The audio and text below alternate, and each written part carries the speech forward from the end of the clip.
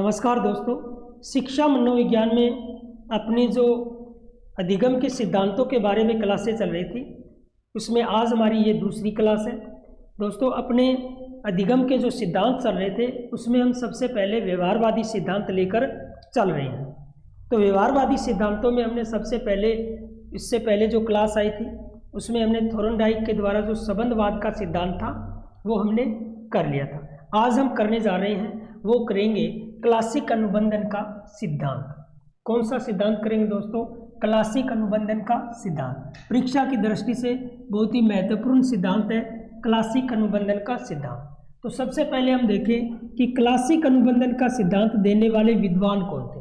तो वो थे इवान पी पावलोव। कौन थे भी? Ivan P Pavlov. तो इवान पी पावलोव जो विद्वान थे, उनके द्वारा अधिगम का जो सिद्धांत दिया गया उसका नाम क्या है भी? क्लासिक अनुबंधन का सिद्धांत है। और ये सिद्धांत कब दिया गया? 1904 में दिया गया। दोस्तों, कब दिया गया था ये सिद्धांत? 1904 में दिया गया था। इवान पी पावलोव क्या थे? इवान पी पावलोव एक शरीर शास्त्री थे। क्या थे? शरीर शास्त्री थे। और इन्हें 1904 में, कब भी? 1904 में नोबेल पुरस्कार भी मिला था। 1904 में इन्हें क्या मिला है? नोबेल पुरस्कार भी मिला है। इवान पी पावलोव है, इन्हें अनुबंधन का जनक कहा जाता है। क्या कहा जाता है भी? अनुबंधन का जनक। तो आपसे प्रश्न पूछा जा सकता है कि अनुबंधन का जनक किसको कहा जाता है? तो इवान पी पावलोव को कहा जाता है। दोस्तों, अनुबंधन और संबंध दोनों में क्या होता है? अंतर होता है। क्योंकि इससे पहले हमने जो थोर्नडाइक का जो अधिगम का सिद्धांत पढ़ा था, थोर्नडाइक का जो अधिगम का सिद्धांत पढ़ा था, उसमें क्या पढ़ा था? संबंधवाद का सिद्धांत। उसमें हमने क्या पढ़ा था? संबंधवाद का सिद्धांत। और इसमें क्या नाम आ रहा है? इसमें आ रहा है अनुबंधन का सिद्धांत। तो दोनों में अंतर है, याद रखना। तो पहले तो हम दोनों में जो अंतर है वो स्पष्ट कर लेते हैं। संबंधवाद और अनुबंधन दोनों में अंतर क्या है?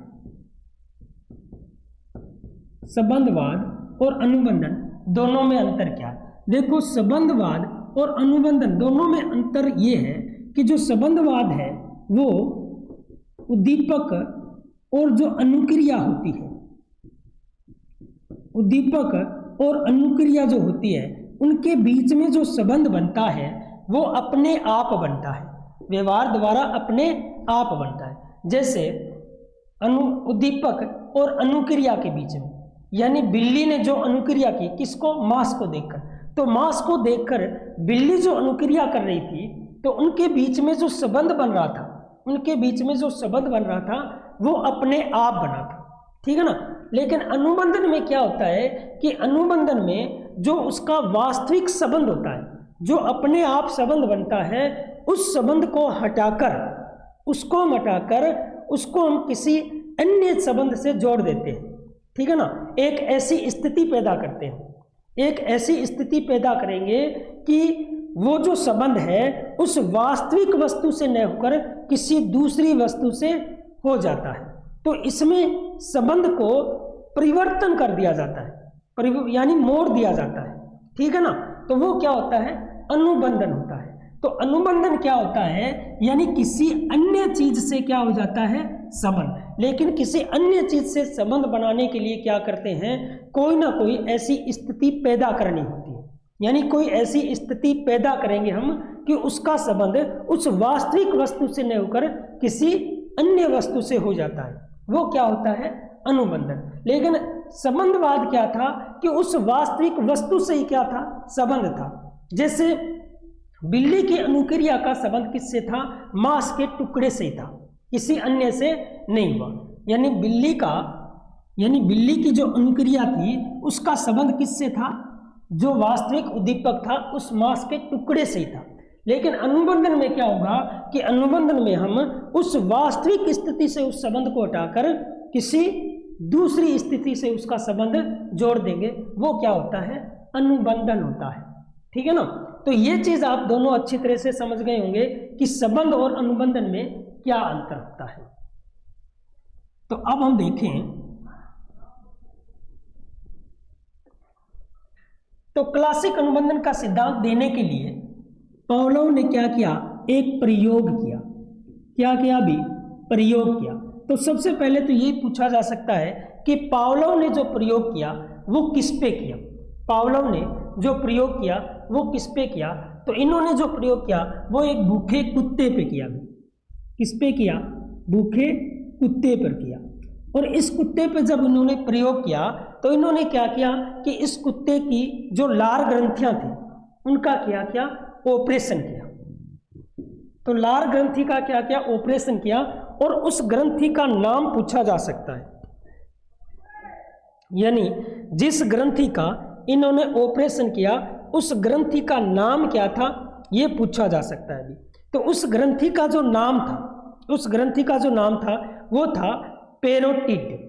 क्या नाम था भी, पेरोटिड।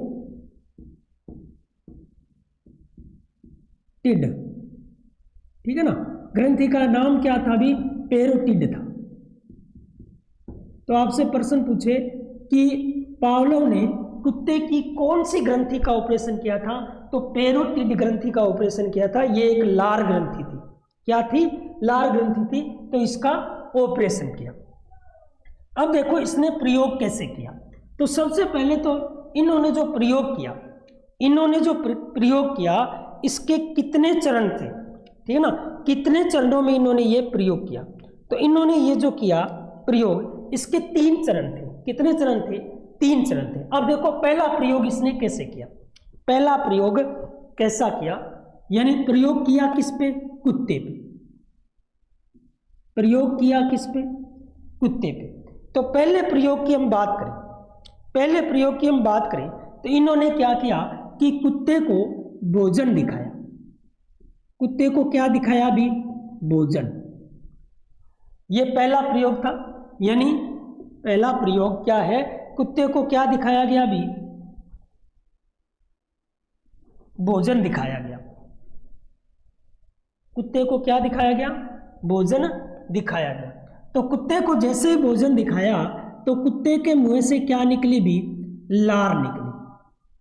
क्या निकली, लार निकली। अब देखें दोस्तों, ये क्या था, इसका पहला चरण था।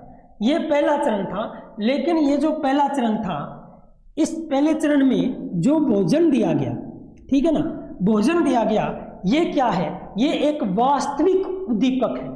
यानी भोजन को देखकर कुत्ते के मुंह में क्या आ गई, लार आ गई। भोजन को देखकर कुत्ते के मुंह में क्या आ गई, लार आ गई। तो लार आ गई, ये कुत्ते ने क्या की, अनुक्रिया की है। ये कुत्ते ने क्या की है, अनुक्रिया की है। और किसको देख के की है, भोजन को। तो भोजन यहाँ पे क्या है, उद्दीपक है। भोजन यहाँ पे क्या है, उद्दीपक है। और ये मैंने आपको बताया था, उद्दीपक वो होता है जो हमारी किसी क्रिया में क्या लाता है, उत्तेजना लाता है, क्रिया को बढ़ाता है। तो जैसे ही भोजन आया तो उसके लार आने की क्रिया में क्या हो गई, उत्तेजना आ गई। तो उसके मुंह से क्या आई भी, लार आई। तो पहला चरण क्या था कि कुत्ते को क्या दिया गया, भोजन दिया गया। कुत्ते को क्या दिया गया, भोजन दिखाया गया। तो जैसे ही कुत्ते को भोजन दिखाया गया, कुत्ते के मुंह में क्या आई, लार आई। अब इस भोजन की हम बात करें तो ये जो भोजन है ये क्या है, ये एक वास्तविक वस्तु है। तो इसका मतलब ये जो उद्दीपक है ये क्या है, वास्तविक है।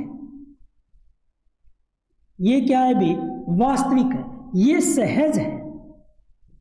ये क्या है, सहज है, यानी ये स्वाभाविक है।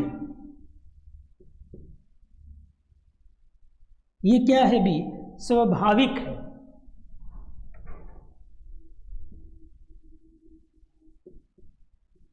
स्वाभाविक है, ठीक है ना। तो ये कौन सा उद्दीपक है, तो आपसे प्रश्न पूछा जा सकता है कि जो भोजन था वो कौन सा उद्दीपक था, वो वास्तविक था। वो क्या था, वास्तविक था, सहज था, स्वाभाविक था। नेचुरल था, यानी जो वास्तविक चीज थी वो उपस्थित की गई थी कुत्ते के सामने। कुत्ते के सामने क्या है, वास्तविक चीज उपस्थित की गई थी, यानी स्वाभाविक चीज उपस्थित की गई थी, नेचुरल चीज जो थी वो उपस्थित की गई थी। तो जैसे ही वास्तविक वस्तु उपस्थित की गई, वास्तविक उद्दीपक पेश किया गया, तो उसके मुंह से जो लार आई वो भी क्या आई, भी वास्तविक थी। वो भी क्या थी, वास्तविक थी, नेचुरल थी, वास्तविक थी और नेचुरल थी। तो ये एक स्वाभाविक सी बात है कि जब भी किसी भूखे व्यक्ति को या किसी भूखे जानवर को जब हम भोजन दिखाते हैं तो उसके मुंह से लार आना क्या है, एक सहज प्रक्रिया है, ये वास्तविक है। सहज यानी मूल प्रवृत्ति से संबंधित है, ये लार आएगी, ठीक है ना, ये जन्मजात है, सहज है। तो ये समझ गए होंगे आप। तो जब भोजन दिखाया गया, जब कुत्ते को भोजन दिखाया गया तो भोजन क्या था, उद्दीपक था, लार क्या थी, उसकी अनुक्रिया थी। भोजन कौन सा उद्दीपक था, वास्तविक था, सहज था, स्वाभाविक था, और अनुक्रिया कौन सी थी, वास्तविक थी। तो बताओ क्या ये अनुबंधन है क्या?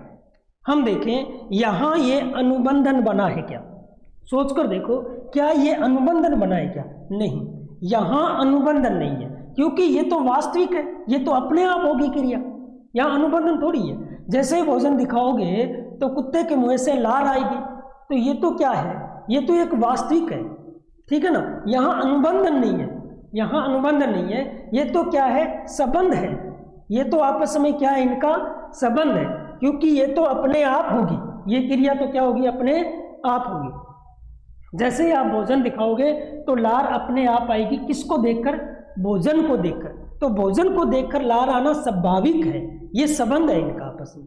तो ये क्या है, ये यहाँ पे अनुबंध नहीं बना है। तो ये क्या है, ये जो चरण था वो पूर्व अनुबंधन था।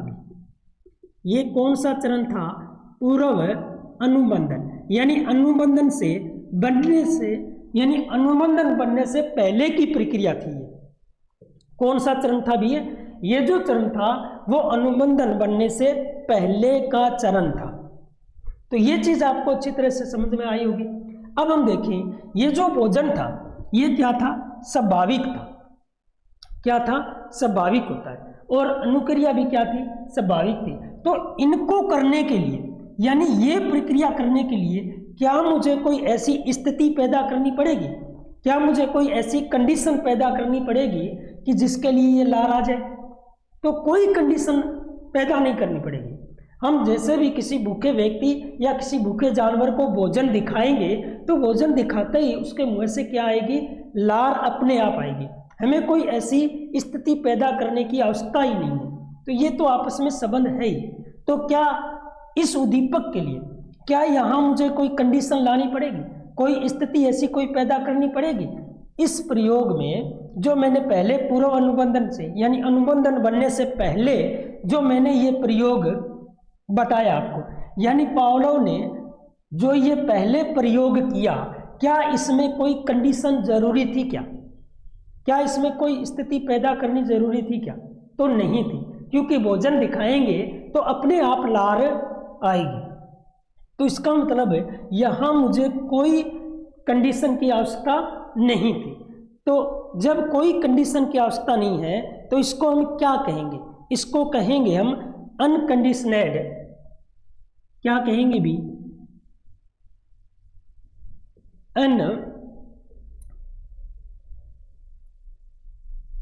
अनकंडीशनड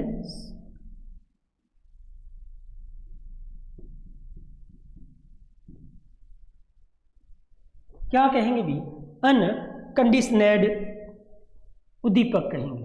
क्या कहेंगे इसको, अनकंडीशनड उद्दीपक, यानी स्टिमुल्स।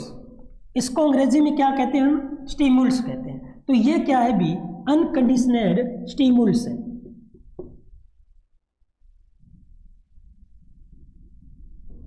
क्या है, अनकंडीशनड स्टिमुल्स। तो ये चीज आपको समझ में आएगी कि इसको अनकंडीशनड क्यों कहते हैं, क्योंकि यहां हमने किसी तरह की कोई स्थिति पैदा नहीं की है, किसी तरह की कोई कंडीशन पैदा नहीं की है, ये हमने स्वाभाविक उद्दीपक दिया है और स्वाभाविक उद्दीपक देते ही स्वाभाविक अनुक्रिया हुई है। तो जब स्वाभाविक हो तो वहां हमें किसी भी स्थिति को पैदा करने की आवश्यकता नहीं है, किसी भी कंडीशन को लाने की आवश्यकता नहीं है। तो यानी अन होता है बिना, अन का अर्थ क्या होता है बिना, कंडीशनेड क्या होता है स्थिति के। तो जब किसी बिना स्थिति के स्टिमुलस उद्दीपक हो, जब कोई बिना स्थिति पैदा किए उद्दीपक हो तो वो क्या होता है अनकंडीशनेड स्टिमुलस होता है। अब बताओ क्या ये लार आई, इस लार के लिए भी क्या मुझे कोई स्थिति पैदा करनी पड़ी? नहीं पैदा करनी पड़ी। तो इस लार के लिए भी मुझे किसी तरह की कोई स्थिति पैदा नहीं करनी पड़ी। इसका मतलब ये जो लार थी ये भी क्या थी अनकंडीशनेड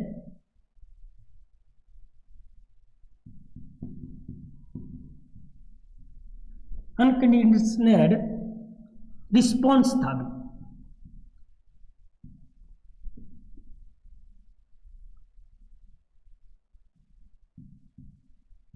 क्या था भी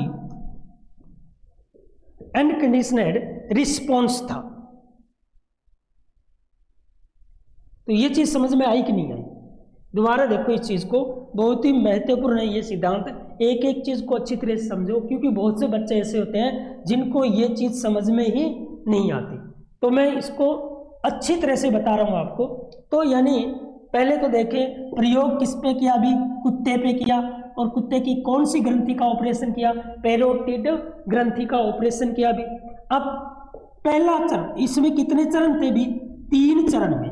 कितने चरण में? 3 चरण। पहला चरण क्या बताया कि पहला चरण जैसे ही कुत्ते को भोजन दिखाया गया तो कुत्ते के मुंह से क्या आई भी? लार आई। कुत्ते के मुंह से क्या आ गई? लार आ गई। तो भोजन क्या था? उद्दीपक। लार आना क्या था? अनुक्रिया थी। तो जो भोजन दिखाया वो क्या था? वास्तविक था, यानी वास्तव में भोजन लेके आए थे, सहज था, स्वाभाविक था। तो जैसे ही भोजन दिखाएंगे तो लार आना क्या है? स्वाभाविक है। तो भोजन दिखाने से लार आना स्वाभाविक है। यहाँ कोई दूसरी स्थिति पैदा करने की हमें कोई आवश्यकता नहीं पड़ी, क्योंकि इन दोनों में आपस में संबंध है।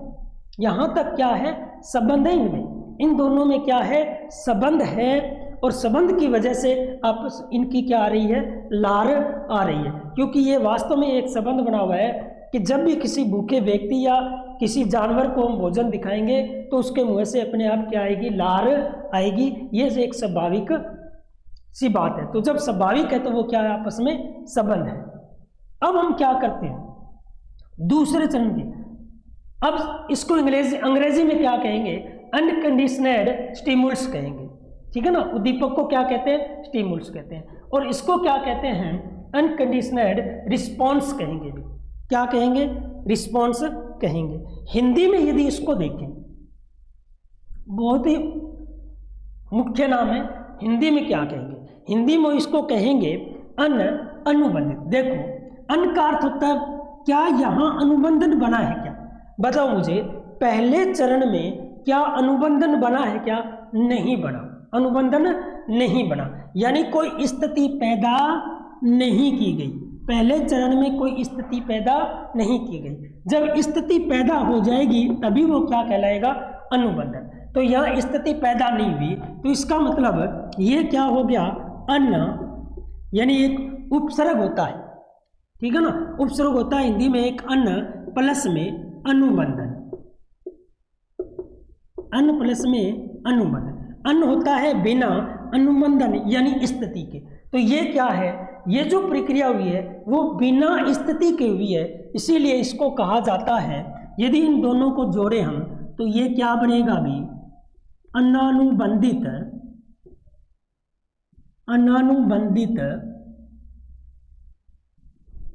उद्दीपक। तो हिंदी में इसको क्या कहेंगे भी? अनानुबंधित उद्दीपक, यानी बिना किसी स्थिति के क्या हुए हैं? ये उद्दीपक है। बिना कोई स्थिति को पैदा किए हुए क्या ये उद्दीपक है। तो इसको क्या कहेंगे भी? इसी को भी हम कहेंगे अनानुबंधित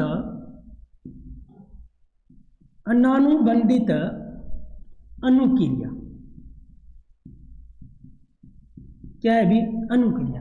अब आपसे प्रश्न पूछा जा सकता है कि पहले चरण में, पावलोव के पहले चरण में भोजन क्या था, भोजन क्या था? तो प्रश्न पूछा जा सकता है अनुबंधन, अनुक्रिया, अनुबंधन, अनुक्रिया, अनुबंधन, उद्दीपक, अनानुबंधित उद्दीपक या अनानुबंधित अनुक्रिया। देखो दोबारा देखो, प्रश्न क्या पूछा जा सकता है कि पूर्व अनुबंधन में या पावलोव के पहले चरण में भोजन क्या था? तो देखो, तो भोजन क्या था? क्या अनुबंधन अनुक्रिया था? नहीं। अनुबंधन अनुक्रिया तो क्या था? लार। क्या अनुबंधन अनुक्रिया था? नहीं। तो अनुबंधन तो इसमें बना ही नहीं था। तो अनुबंधन तो न तो उद्दीपक था इसमें और न ही अनुबंधन इसमें क्या थी? अनुक्रिया थी। ठीक है, फिर हम देखें अनानुबंधित, यानी कोई बिना स्थिति पैदा। तो अनानुबंधित क्या था?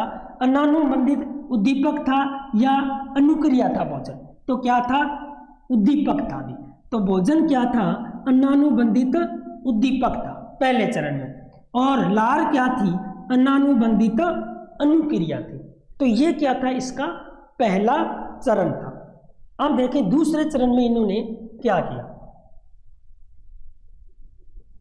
एक एक चीज को अच्छी तरह समझना बहुत ही महत्वपूर्ण चीज है ये।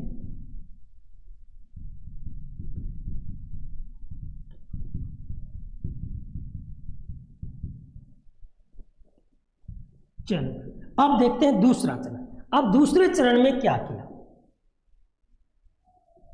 दूसरे चरण में इन्होंने क्या किया है? अब देखिए, अब दूसरे चरण में क्या हुआ कि इन्होंने जो भोजन लेके आए थे उस भोजन से पहले एक स्थिति पैदा कर दी, यानी कोई एक स्थिति पैदा कर दी। तो दूसरा चरण जो था, तो दूसरे चरण में इन्होंने सबसे पहले क्या बजाई भी? एक घंटी बजाई। क्या बजाई? घंटी बजाई। और घंटी बजाने के बाद में क्या लेके आए? भोजन लेके आए। क्या लेके आए भी? भोजन लेके आए। और जैसे ही भोजन लेके आए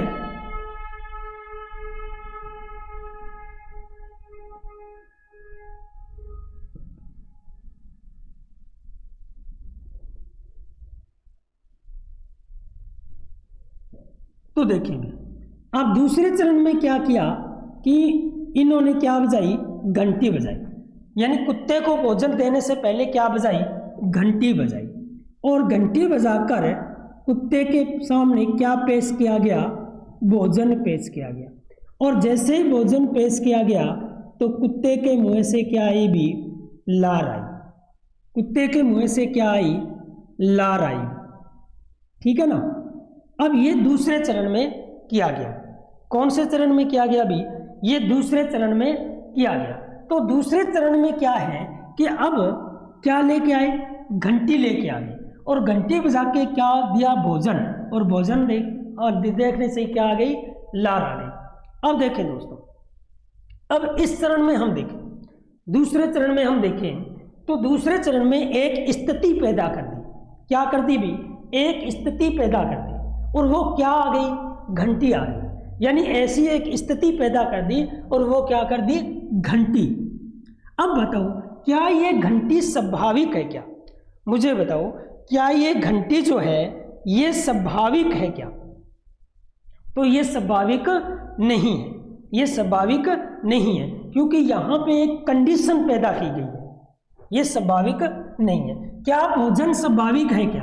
है। तो क्या भोजन के लिए कंडीशन की आवश्यकता है? नहीं है। तो इसका मतलब अन, ठीक है ना, जो मैंने आपको बताया था अन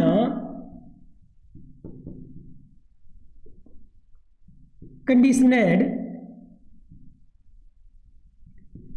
अनकंडीशनड स्टिमुल्स।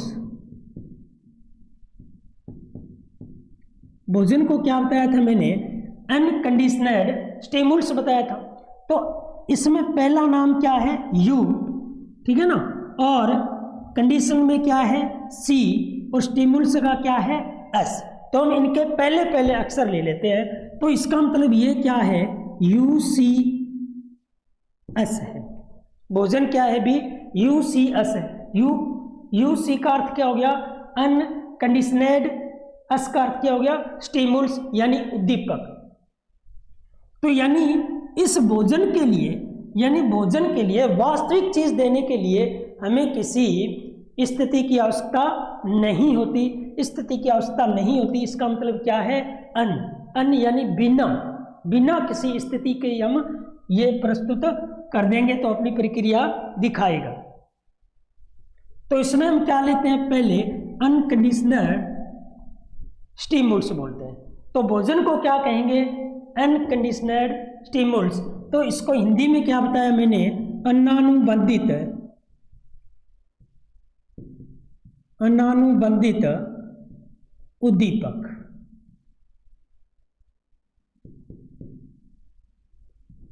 क्या बताया मैंने, अनानुबंधित उद्दीपक बताया, अनानुबंधित उद्दीपक। ठीक है, अब देखो क्या लार है, लार भी क्या एक स्वाभाविक है, स्वाभाविक है तो इसके लिए भी हमें कोई कंडीशन की आवश्यकता नहीं होती। तो ये क्या हो गया, अनकंडीशनड रिस्पॉन्स, क्योंकि लार क्या है, लार अनुक्रिया है और भोजन क्या है, उद्दीपक है। उद्दीपक को स्टिमुल्स कहते हैं और रिस्पॉन्स को, लार को यानी अनुक्रिया को क्या कहते हैं, रिस्पॉन्स कहते हैं। तो ये हो गया UCR, ठीक है ना। तो इसको हम हिंदी में बोलेंगे अनानुबंधित अनुक्रिया। क्या बोलेंगे भी, अनानुबंधित अनुक्रिया बोलेंगे। तो UCS और UCR अच्छी तरह से समझ गए होंगे। अब देखो घंटी, क्या घंटी स्वाभाविक है, नहीं है। घंटी क्या है, एक कंडीशन पैदा की गई है। क्या पैदा की गई है, कंडीशन। तो इसमें ये कंडीशन पैदा की गई है, इसका मतलब ये क्या है, कंडीशनड, ठीक है ना। ये है कंडीशनड स्टिमुल्स। क्या है, कंडीशनड स्टिमुल्स है। तो ये जो दूसरा चरण था, दूसरे चरण में हम क्या बढ़ा रहे हैं अभी, अनुबंधन पैदा कर रहे हैं, अनुबंधन पैदा कर रहे हैं। अब देखो, तो दूसरे चरण में क्या किया गया भी, पहले घंटी बजाई और घंटी बजाने के तुरंत बाद क्या दिया गया, भोजन, और भोजन देते ही उसके मुंह में क्या आ गई, लार आ गई। तो ये हमने क्या पैदा कर दी, कंडीशन पैदा कर दी। तभी इसको क्या कहते हैं, कंडीशन स्टिमुल्स, कंडीशनड स्टिमुल्स कहते हैं। तो यानी CS कहते हैं, इसको क्या कहेंगे, CS यानी इसमें कंडीशन पैदा कर दी।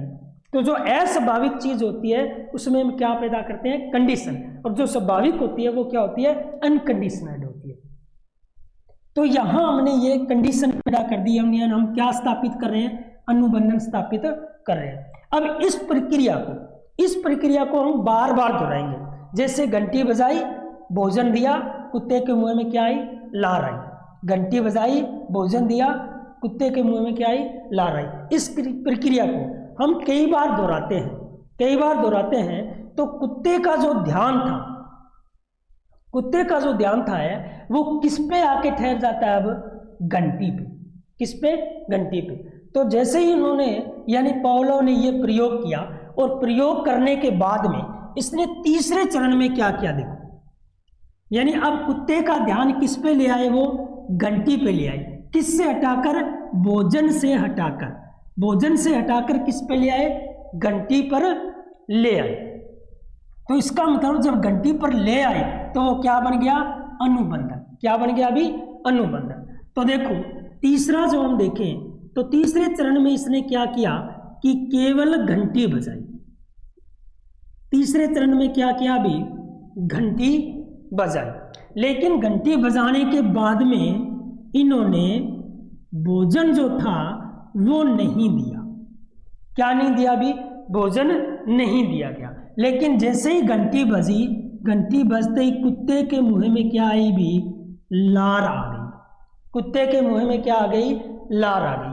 अब मुझे बताओ, अब इस कुत्ते का लार आने का संबंध किससे हो गया, भोजन से या घंटी से? किससे हो गया अभी, अब इसका संबंध घंटी से हो गया। ठीक है ना। यही क्या कहलाता है, अनुबंधन कहलाता है, यानी वास्तविक चीज से हटकर। तो वास्तविक चीज क्या थी, भोजन, तो उसकी जो अनुक्रिया थी वो वास्तविक चीज से हटकर किस पे आ गई, अवास्तविक चीज पे आ गई, अननेचुरल वस्तु से आ गई। तो वही क्या होता है, अनुबंधन होता है। तो जैसे इसने घंटी बजाई और भोजन नहीं दिया, लेकिन कुत्ते के मुंह में क्या आ गई, लार आ गई, इसका मतलब तीसरे में क्या बन गया, अनुबंधन बन गया। तो तीसरे चरण में क्या बन गया, अभी अनुबंधन बन गया, यानी उत्तर अनुबंधन। अनुबंधन बनने के बाद का चरण, उत्तर होता बाद में, तो अनुबंधन बनने के बाद का जो चरण था वो चरण क्या था, घंटी दी, घंटी बजाई, और जैसे ही घंटी बजाई भोजन नहीं दिया गया और उसके मुंह में क्या आ गई, लार आ गई। अब बताओ, अब ये लार है, ये स्वाभाविक वस्तु को देख के आई है या अस्वाभाविक वस्तु को, किसको देख के आई है, अस्वाभाविक वस्तु को। इसका मतलब यहाँ ये कंडीशन पैदा कर दी, यहाँ हमने क्या कर दी, कंडीशन पैदा कर दी। तो इसका मतलब घंटी क्या थी भी, सीएस थी, क्या थी, सीएस। सीएस का अर्थ क्या हो गया, कंडीशनड स्टिमुलस, यानी स्थिति पैदा की गई। तो घंटी क्या है भी, सीएस है, घंटी क्या है, सीएस है, यानी कंडीशनड स्टिमुलस। अब यहाँ लार क्या है, अब यहाँ लार जो है वो किस पे अटक गई, घंटी पे, घंटी से संबंध बन गई। तो अब घंटी अस्वाभाविक है, तो अस्वाभाविक को देख के लार जो आई है ये भी क्या है, तो अब ये कंडीशन के अनुसार आई है, तो इसका मतलब ये क्या है, कंडीशनड रिस्पॉन्स है, ये अनकंडीशनड नहीं अब, क्योंकि यहाँ क्या पैदा कर दी, कंडीशन पैदा कर दी। तो इस स्थिति को देख के अब इसकी लार आई है, तो ये है कंडीशनड रिस्पॉन्स है। तो इस तरह से इसने प्रयोग किया, किसने, पावलोव ने, और यहां आके क्या बन गया भी, अनुबंधन बन गया। तो इस चीज को आप अच्छी तरह से समझ गए होंगे भी अनुबंधन क्या होता है। तो यहां आके क्या बन गया भी, अनुबंधन बन गया। अब इसमें कुछ शब्द भी होते हैं, कुछ शब्द होते हैं, उन शब्दों के बारे में पूछा जा सकता है। तो वो शब्द क्या है, एक होता है ऐशनात्मक। ऐशनात्मक क्या होता है, ऐशनात्मक क्या है, यानी इस प्रयोग में ऐशनात्मक जो शब्द है वो क्या है। तो ऐशनात्मक होता है कि जो ऐसी कोई वस्तु जो हमें क्या दे, संतुष्टि दे।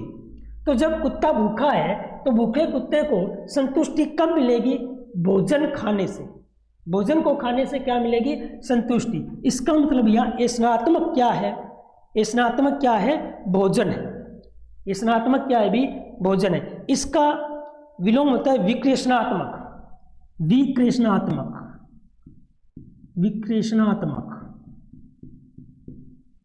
तो विक्रेषणात्मक ये होता है कि यानी जो भी हम भोजन वगैरह प्राप्त करें और वो क्या हो, कड़वा हो, अच्छा ना लगे, ठीक है ना, ऐसी कोई स्थिति, यानी ऐसी कोई वस्तु हो जो हमें अच्छी न लगे, तो उसके प्रति हम आकर्षण नहीं होंगे, तो वो क्या होता है, विक्रेषणात्मक। मान लो कोई कड़वी चीज हमें दिखाई दे, कड़वी चीज हमें दिखाए, तो उसके प्रति हम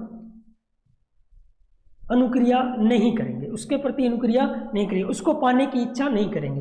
पाने की इच्छा करेंगे तो ऐशनात्मक, नए पाने की इच्छा करेंगे तो क्या होगा, विक्रेषणात्मक। ये दो शब्द है, पूछे जा सकते हैं भी इनका अर्थ क्या है।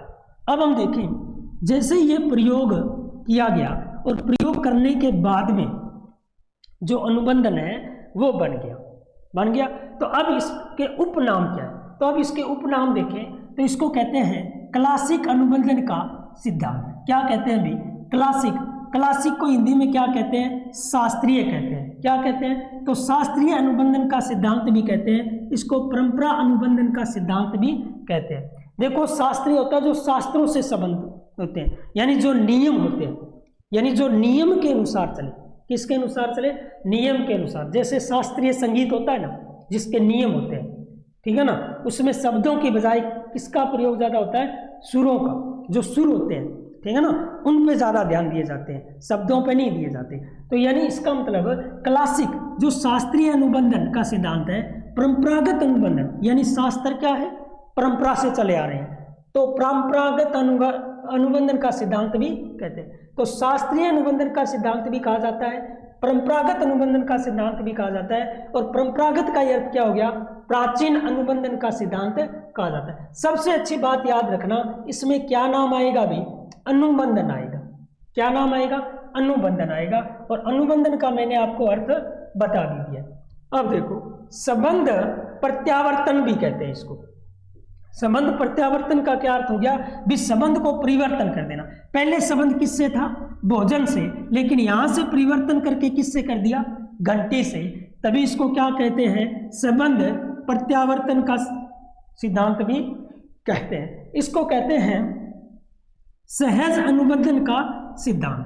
क्या कहते हैं भी, सहज अनुबंधन का सिद्धांत। तो इस सहज अनुबंधन का सिद्धांत भी इसको कहा जाता है। इसको कहा जाता है अनुबंधित अनुक्रिया का सिद्धांत। यानी अंत में क्या करते हैं कि जो क्रिया थी, जो इनकी स्वाभाविक क्रिया थी, उसको हमने क्या कर दिया, अनुबंधित कर दिया।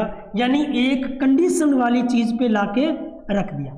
यानी अनुबंधित का अर्थ होता है स्वाभाविक चीज से, यानी जो अनुक्रिया है वो स्वाभाविक से हटकर अस्वाभाविक पे ला दे, वही क्या कहलाती है, अनुबंधित। तो ये है अनुबंधित अनुक्रिया का सिद्धांत। इसको ही कहा जाता है संबंध प्रतिक्रिया का सिद्धांत। इसे ही क्या कहा जाता है भी, संबंध। अब एक चीज याद रखना, यहाँ संबंध नहीं है, यहाँ क्या नाम नहीं है, संबंध नहीं है। कहीं आप ये सोचो कि ये संबंध है, संबंध नहीं है, संबंध, ठीक है ना, संबंध, बंध जिसको बोलते हैं ना, जुड़ाव होता है। तो यहाँ क्या नाम है भी, संबंध है। क्या नाम है, संबंध है। ये चीज याद रखना, ठीक है ना।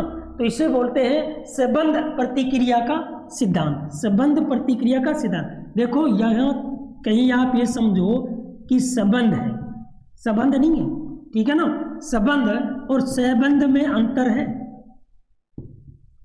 ठीक है ना। संबंध बोलते हैं कंडीशन को, किसको बोलते हैं, कंडीशन को।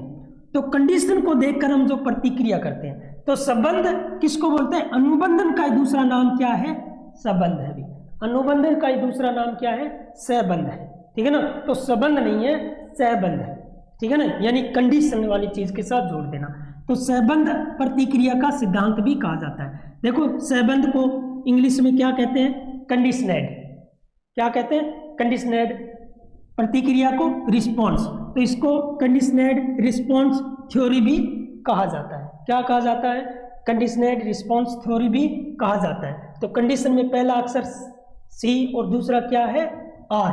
तो इसी तरह से इसी को कहा जाता है सी आर थ्योरी। क्या कहा जाता है, सी आर थ्योरी। इससे पहले हमने जो पावलोव का सिद्धांत पढ़ा था, कौन सा सिद्धांत पढ़ा था अभी, पावलोव का सिद्धांत पढ़ा था। तो पावलोव के सिद्धांत को किस नाम से जानते थे, किस नाम से जाना था हमने। यदि आपसे प्रश्न पूछ ले कि जो पावलोव का सिद्धांत था, तो आप मुझे कमेंट बॉक्स में जरूर बताना कि पावलोव के सिद्धांत को कौन सा सिद्धांत कहते हैं। तो ये क्या है भी, ये तो है सी आर थ्योरी। इसे कहते हैं प्रतिवादी अनुबंधन का सिद्धांत। क्या कहते हैं भी, प्रतिवादी अनुबंधन का सिद्धांत। और इसे कहा जाता है अनुकूलित अनुक्रिया का सिद्धांत या प्रतिक्रियात्मक अनुबंधन का सिद्धांत। तो ये क्या थे भी, इनके उपनाम थे, ये इनके उपनाम थे। तो ये आपको अच्छी तरह से समझ में आए होंगे भी। अब हम देखें कि इसका शिक्षा में क्या महत्व है। शिक्षा में देखें तो शिक्षा में क्या महत्व है, बहुत ही महत्वपूर्ण सिद्धांत है दोस्तों ये। और मैंने इसमें ये बड़ी क्लास बनाने की सोची, क्योंकि ये आपको अच्छी तरह से समझ में आया होना चाहिए, ठीक है ना। ये आपको अच्छी तरह से समझ में आना चाहिए, क्योंकि इससे प्रश्न जो आते हैं उसमें बच्चे क्या होते हैं, कंफ्यूज होते हैं। क्या होते हैं, कंफ्यूज होते हैं। अब हम देखते हैं शिक्षा में महत्व, किसमें महत्व भी, शिक्षा में। शिक्षा में महत्व मैंने आपको बताया था कि ये हमें क्यों पढ़ने पड़ते हैं, ये दिगम के सिद्धांत क्यों पढ़ने पड़ते हैं, क्योंकि हम टीचर की तैयारी कर रहे हैं, टीचर बनने जा रहे हैं, तो हमें बच्चों को पढ़ाना पड़ेगा।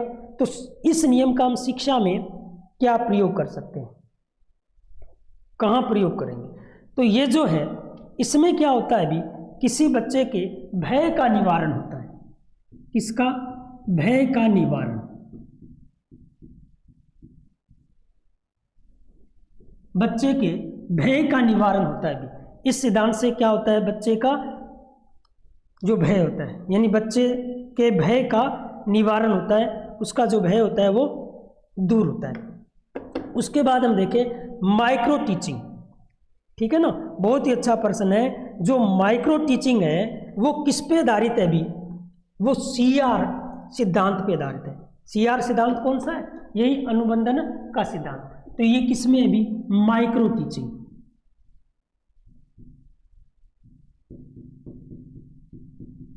माइक्रो टीचिंग, माइक्रो टीचिंग कैसे कि माइक्रो टीचिंग में हम क्या करते हैं, अब देखो माइक्रो टीचिंग में हम क्या करते हैं, एक ऐसी स्थिति पैदा करते हैं, एक ऐसी स्थिति पैदा करते हैं जैसे एक क्लास बनाते हैं, ठीक है ना, वास्तविक क्लास नहीं बनाते, ठीक है ना, एक क्लास बनाते हैं, उसमें एक टीचर बनता है, ठीक है ना। तो क्या वो वास्तविक क्लास थी? नहीं थी। वो क्या थी, एक कंडीशन पैदा की गई थी, क्लास जैसा माहौल बनाया गया था, क्लास जैसा माहौल बनाया जाता है। तो यानी माइक्रो टीचिंग बहुत ही महत्वपूर्ण है। माइक्रो टीचिंग में कौन से सिद्धांत का प्रयोग होता है, तो CR सिद्धांत का प्रयोग होता है। किसका प्रयोग होता है? CR सिद्धांत का प्रयोग होता है, क्योंकि माइक्रो टीचिंग में आपने B.Ed की होगी तो उसमें देखते होंगे माइक्रो टीचिंग में क्या होता है कि कुछ बच्चों को स्टूडेंट बना दिया जाता है और एक को क्या बना दिया जाता है, अध्यापक बना दिया जाता है। यानी एक क्लास जैसा माहौल पैदा किया जाता है। वो वास्तव में क्लास होती नहीं है, क्लास जैसा माहौल पैदा किया जाता है। तो यानी स्थिति पैदा करना ही क्या है, अनुबंधन तो है। तो इसका मतलब माइक्रो टीचिंग में कौन से सिद्धांत का प्रयोग होता है, अभी CR सिद्धांत का प्रयोग होता है, ये याद रखना। अब इसमें देखें कि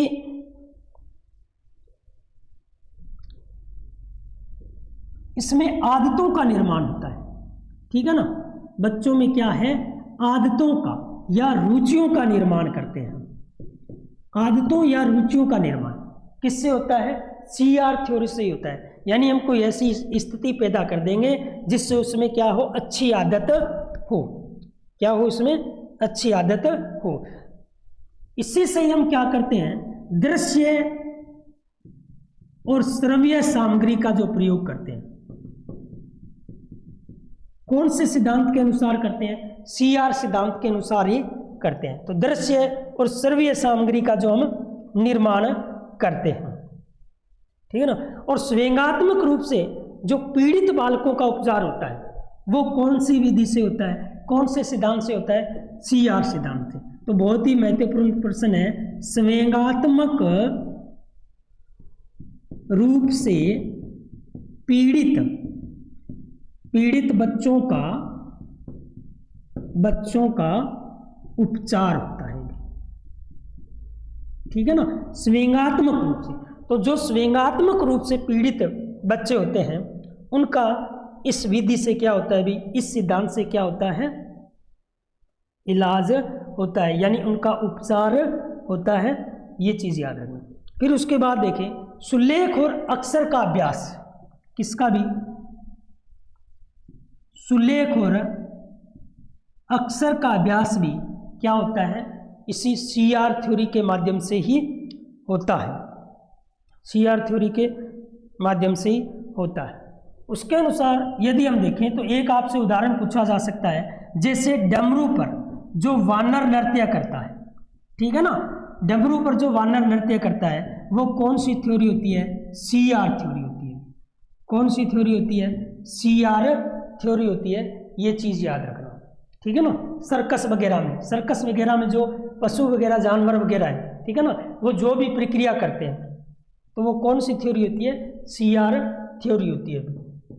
कौन सी थ्योरी होती है, CR थ्योरी होती है। जैसे हम किसी बच्चे को पढ़ा रहे हैं, ठीक है ना, बच्चे को पढ़ा रहे हैं और उस समय बच्चे पढ़ रहे हैं और टीचर जो है वो छड़ी लेकर, ठीक है ना, छड़ी लेकर उनके बीच में भ्रमण करता है। तो बच्चों का ध्यान किस पे होता है, उस छड़ी पे होता है, ठीक है ना, उससे उनका इन छड़ी पे होता है। कौन सा होता है, CR, ठीक है ना। तो कौन सा होता है, अभी CR सिद्धांत पे काम करता है। तो ये हमने पढ़ा था क्लासिक अनुबंधन का सिद्धांत किसने दिया था? ईवी पावलोव ने दिया था। कब दिया था? 1904 में दिया था। ईवी पावलोव क्या थे? एक शिक्षा शास्त्री थे और 1904 में इन्हें नोबेल पुरस्कार भी मिला था। और बहुत ही अच्छा प्रश्न है कि अनुबंधन का, ठीक है ना, अनुबंधन के सिद्धांत का जनक किसको कहा जाता है? तो किसको कहा जाता है? ईवी पावलोव को कहा जाता है। तो दोस्तों ये क्लास आपको अच्छी तरह से समझ में आई होगी, इसको आप अच्छी तरह से देखें, मैंने बहुत ही अच्छी तरह से आपको ये बताई है। तो मिलते हैं आगे की क्लास में, तब तक के लिए सभी का धन्यवाद। राम राम।